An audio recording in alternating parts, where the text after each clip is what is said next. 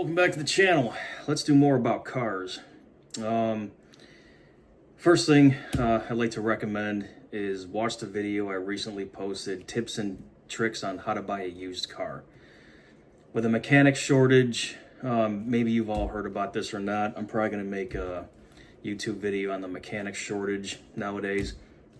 But with the mechanic shortage, it's a really good idea to learn even just some of the basics of mechanics. Learn how to do the things that don't require major engine repair or major transmission repair, which are the things that are usually kind of unlikely to happen to a vehicle unless it's really old.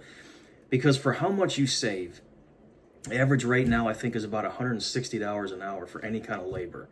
And of course, then there's diagnostic fees. So you're watching this video because maybe you're interested in this vehicle. So I'm going to tell you, daughter is approaching license age and has her permit, and we wanted her to fully learn on a car that was not going to be brand new because, as I said in that one video, young kids, even though my daughter is very responsible and very respectable girl, don't buy brand new for a teenager. They just don't take good care of them. So we wanted to find something that was fairly new, reasonable mileage, and just in a mechanical shape to where we felt like it was going to last. So going to a used car lot, just listen to the other people on YouTube. Just don't do it. I couldn't bring any one of these vehicles home. You know, so we had a budget, and let's just say, I won't tell you but it doesn't matter. But anyway, so we didn't even want to spend 10 grand, but we couldn't buy something for $2,000, okay? Every dealership we went to, every used car lot, these were $2,000 frickin' junkers that they were trying to sell for $6,000, $7,000, $8,000, and I could not stomach bringing any one of those things home because of the condition of the body, the interior. Some of them had no engine coolant. They had leaking rear differentials. The oil was low and black. The inside smelled like it was sitting in the bottom of a lake for 2 years and then baked out in the sun to dry off with the windows up. Upholstery hanging off, cigarette smells, junk. Could not bring one of those things home and and none of them passed any of my mechanical inspections. So my wife actually found in the neighborhood, someone posted that car, 2013 Hyundai Elantra GT. It appears is that the only difference between a Hyundai Elantra and a GT is the GT is the hatchback. It's really all I can find. Maybe just a couple interior silly options. But anyway, so I'm like, okay, how many miles are on it? $180, right? So I'm thinking, this thing's gonna be toast. So you're looking at the exterior of this thing. That's the first thing I look for.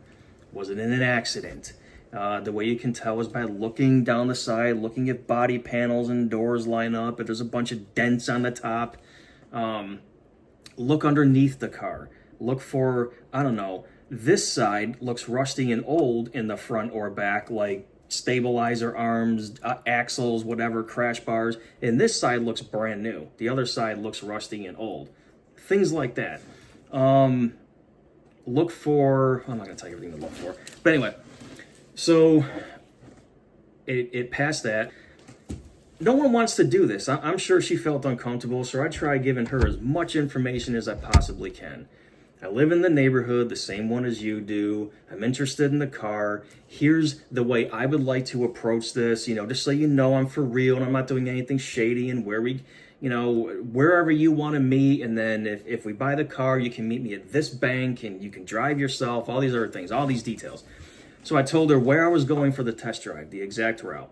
Then I was going to bring it back to my personal garage and do the following inspections. I told her everything. So what I did was, first, it was the body inspection. Did not appear to be in any accidents. And I did not do a Carfax, but I don't think I really need one. I can tell when something bad happened to a car.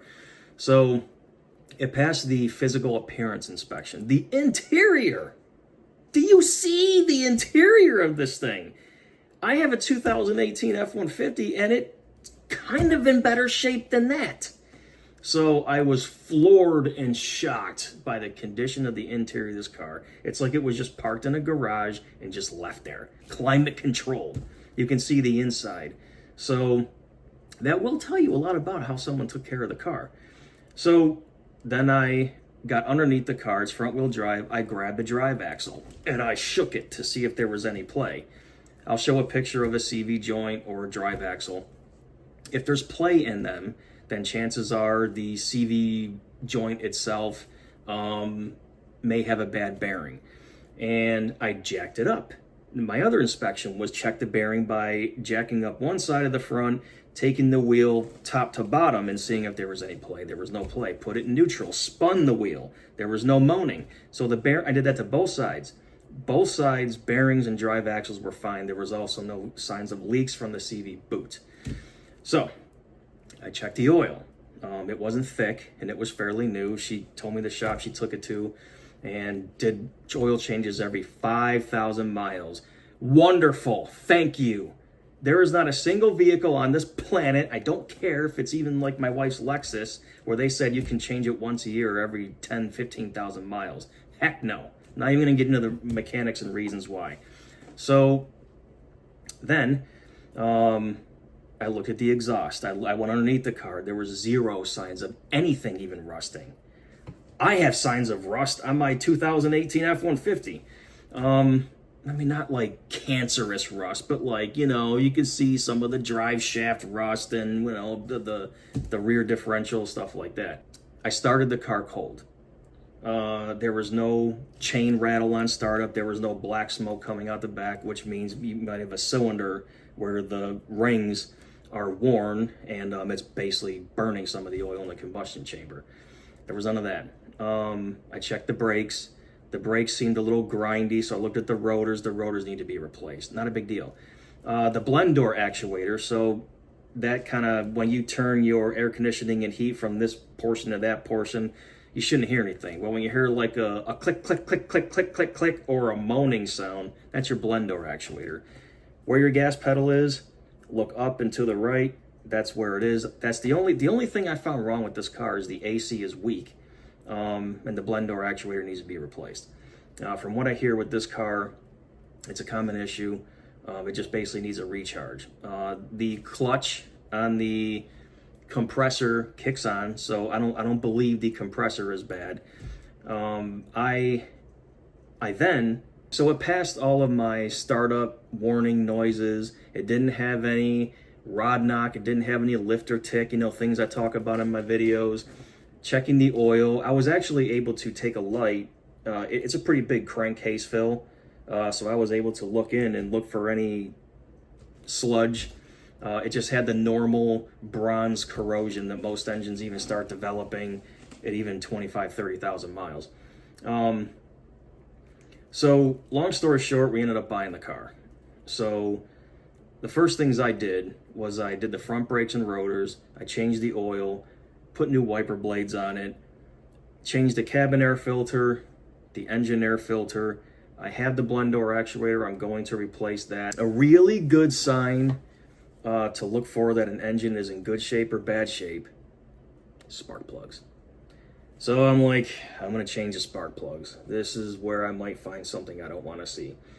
It's a 4-cylinder car. You pop the hood. Here's the top of the block. It's 1, 2, 3, 4 right there in front of you. Watch my video on my F-150 with the changing spark plugs, the same process.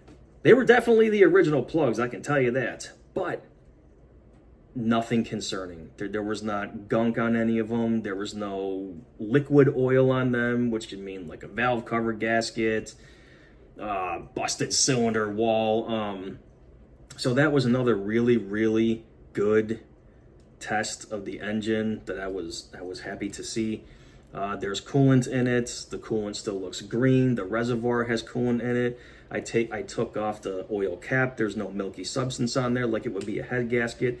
These are things you want to look for when you're buying a car. Don't just look at the inside. Don't just look at the outside, and don't take someone's word for it. So what did I pay for the car? $4,500. 2013, $180, but you see the condition. It passed all my tests. I didn't even want to negotiate the price, because first you might have just been like, dude, take it or leave it, I'm out. I didn't want to lose the car because it was a nightmare to try to find anything even remotely close to something I wanted to bring home for my daughter. The crash test fares well for this car. It was acceptable, or was it good? It was either good or acceptable. Now I'm just going to maintain it from here. But anyway, I hear good things about these cars. So for $4,500, I got a car in great mechanical and physical shape, and this nightmare's over.